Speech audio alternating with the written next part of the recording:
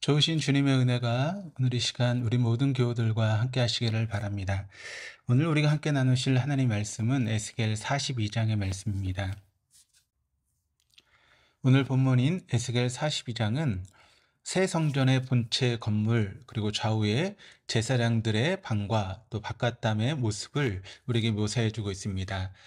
좀 더 구분해 보자면 성전 본체의 남쪽과 북쪽에 있는 부석 건물인 제사장들의 방의 양식을 묘사하는 14절과 더 바깥으로 나아가 다시 성전의 바깥 담들을 살펴보는 12절에서 20절로 크게 나눠 볼 수 있습니다. 천사는 에스겔에게 성전의 북쪽과 남쪽으로 각각 10규빗 너비의 통로를 사이에 두고 마주보는 두 개의 건물을 보여줍니다. 이 건물들은 테라스 위에 세워져서 꼭대기 부분이 아랫부분보다 더 넓은 3층 건물로 되어 있습니다.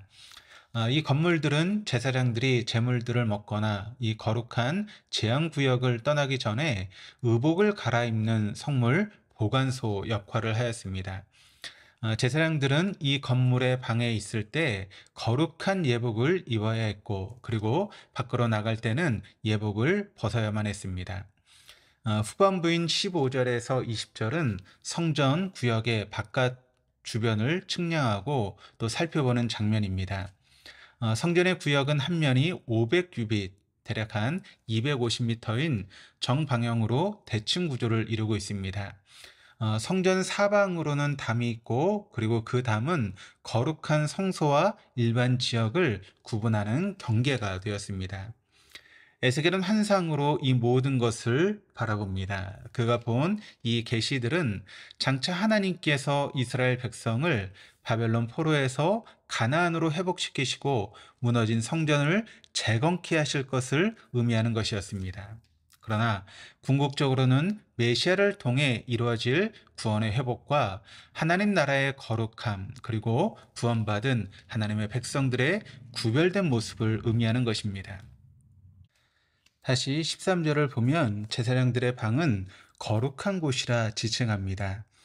이렇게 지칭하는 것은 제사장들의 구별된 직무와 삶이 하나님 앞에서 얼마나 중요한 것인지를 나타내 주기 때문입니다. 제사장들은 이 구별된 이 방에서 지성물을 먹어야 합니다. 지성물에 해당되는 시브려는 코드시의 하코다심입니다. 그런데 이 지성물이라고 하는 이 단어는 지성소를 일컫는 히브리어 단어와 동일한 어원을 가진 표현입니다. 또한 이 단어 속에 거룩한이라는 어원이 반복적으로 사용되어서 최상급의 의미를 또한 담고 있습니다. 따라서 이 지성물을 먹는 구별된 제사장들의 이 방은 가장 거룩한 곳이라고 하는 의미를 가집니다. 제사장들의 방이 중요한 또 다른 이유는 그 방이 제사에 바쳐지고 난 뒤에 제사장의 목으로 남겨진 소제와 속죄제와 속건제에 제물을 보관하는 장소이기도 하기 때문입니다. 이 말의 의미는 하나님께 드리는 제의와 같은 종교적인 측면만 아니라 하나님의 일을 하는 사람이 자신의 생활을 위해서 먹고 마시는 육체적인 행위도 거룩한 것임을 보여주는 것이라고 할 수 있습니다.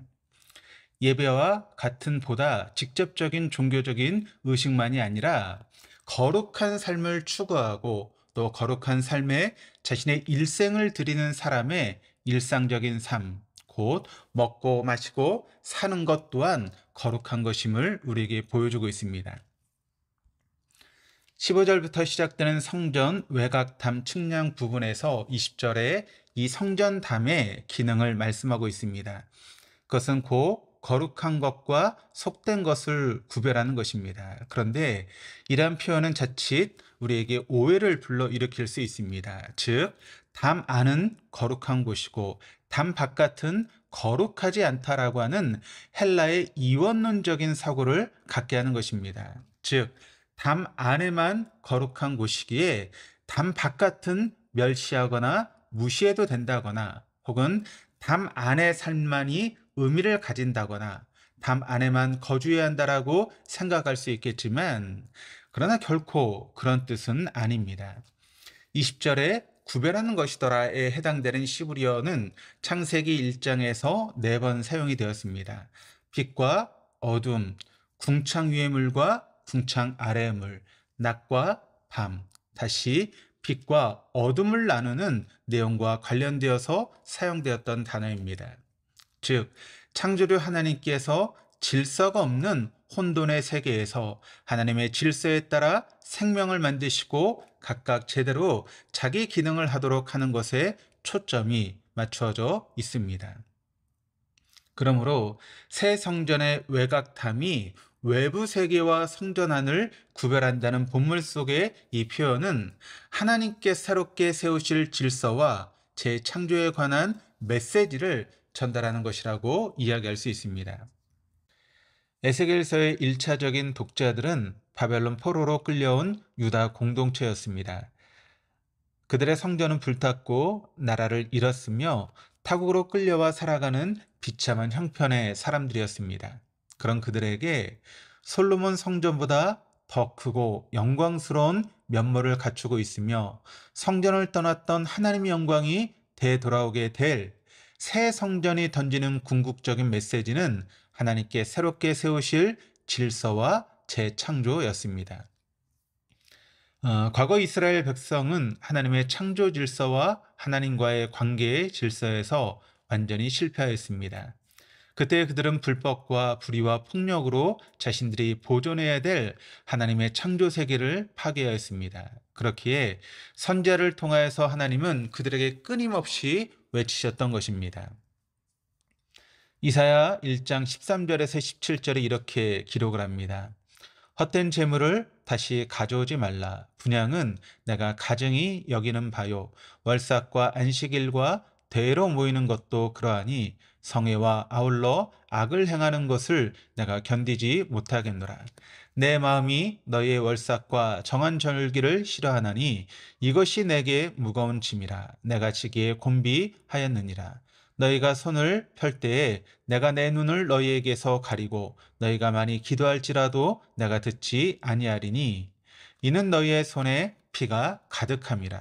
너희는 스스로 씻으며 스스로 깨끗하게 하여 내 목전에서 너희 악한 행실을 버리며 행악을 그치며 선행을 배우며 정의를 구하며 학대받는 자를 도와주며 고아를 위하여 신원하며 과부를 위하여 변호하라 하셨느니라. 우리 오늘 말씀 속에서 우리는 예수 그리스도 안에서 왕같은 제사장으로 우리를 부르셔서 단밖에 세상에서 창조 질서를 회복하며 정의와 평화로 다스리시는 하나님, 그 하나님 나라의 통치를 회복하고자 하시는 하나님의 마음을 볼 수 있어야 합니다. 따라서 우리가 어떻게 거룩한 존재인지, 또 우리가 존재하는 사회와 이웃 앞에서 그 거룩함을 어떻게 표현해야 하는지를 말씀 앞에서 되돌아보는 하루가 되기를 소망합니다. 하나님이 우리에게 두신 우리의 삶의 자리, 그 자리에서 나의 거룩함은 어떻게 표현되고 있습니까? 나 자신의 개인적인 윤리, 개인적인 거룩만을 중요시한 결과 편협한 거룩의 담벼락 안에만 거주하며 정의와 공의가 무너지고 밀려나고 소외당하는 이웃의 고통과 눈물을 외면하고 있지는 않습니까? 오늘도 세계 도처에서 전쟁과 폭력으로 수많은 생명이 피를 흘리며 죽어가고 있으며 인간의 탐욕으로 피조 세계 또한 파괴되고 황폐해 가고 있습니다. 오늘 나는 이 땅에 하나님의 정의와 공의, 평화를 이루기 위해 어떤 관심과 어떤 기도를 드리고 있습니까? 오늘 우리가 말씀 앞에서 회복해야 될 거룩의 참된 모습은 어떠한 모습인가를 다시 한번 깊이 생각하고 깨달을 수 있는 저와 여러분 다 될 수 있기를 주님의 이름으로 축원합니다. 기도하시겠습니다. 예수 그리스도의 보혈로 속량하사 이 땅에서 우리를 거룩한 제사장으로 부르신 하나님 아버지, 오늘 우리가 살고 있는 이 땅 위에 하나님 나라가 임하도록 우리의 삶이 하나님 나라의 거룩의 통로가 되게 하옵소서. 왜곡되고 협소한 거룩의 담벼락 안에 갇혀 사회와 이웃의 탄식과 부르짖음에 눈과 귀가 가리워지는 영적인 질병에서 고침받게 하시고 에스겔의 환상 속에 보여주신 그 영광스러운 성전이 오늘 우리의 땅 위에 세워지게 하옵소서. 무너져가는 한국교회를 고치시고 이 땅 위에 하나님의 정의와 공의가 회복되고 하나님의 나라의 참된 질서와 평화가 강같이 흐르게 하는 그 거룩의 길 세움의 소망을 우리 심령 속에 창조하여 주옵소서. 감사드리며 예수 그리스도 이름으로 기도드립니다. 아멘.